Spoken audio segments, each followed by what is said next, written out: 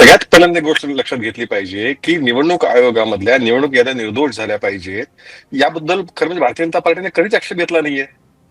किंबहुना ज्यावेळी बिहारमध्ये म्हणजे माझा प्रश्न तर काँग्रेसकडे नाहीये, काँग्रेससाठी आहे की बिहारमध्ये ज्यावेळी निवडणूक आयोगाने अशा प्रकारची निर्दोष प्रक्रिया सुरू केली, सगळ्यात जास्त कोलाहल, सगळ्यात जास्त आरडाओरड, सगळ्यात जास्त कांगावा याच विरोधी पक्षांनी केला की यातनं काही त्यांच्याकडे गदा येते. मग आज महाराष्ट्रामध्ये अशा पद्धतीची जाहीर मागणी की ही एसआयटी करायची तयारी आहे का त्यांची? जसं जसं ज्या पद्धतीने बिहारमध्ये निवडणूक आयोगाने घेतला तसं इथं करायची तयारी आहे का? दुसरं असं आहे की विषय मांडण्याची त्या त्या ठिकाणची पद्धत असते.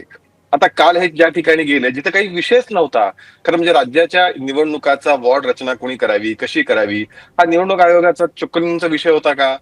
मी कालही त्याबद्दल म्हटलं होतं, आजही त्याबद्दल असं म्हटलंय की निवडणूक प्रक्रिया निर्दोष करण्यासाठी भारतीय जनता पार्टी सर्वाधिक आग्रही आहे, त्याबद्दल दुमत नाही.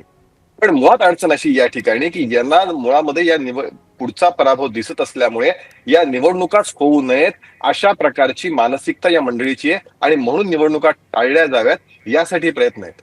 तर दुबार मतदानाची मागणी आज मला कालच्या शिष्टमंडळात शरद पवार होते आणि त्यांनी मागणी केली, त्या शिष्टमंडळ मागणी केली की दुबार नावं कट झाली पाहिजेत.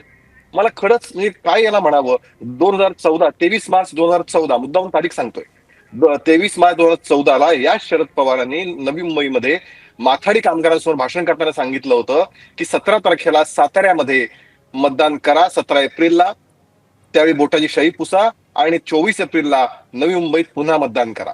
हं. म्हणजे त्यावेळी आम्ही त्यावेळी लेखी तक्रार त्यावेळी नोंदवली आहे. म्हणजे ज्या तक्रारी आज ही मंडळी करतायत त्या मंडळी त्या तक्रारी ते आक्षेप आम्ही वर्षानुवर्ष घेत आलो.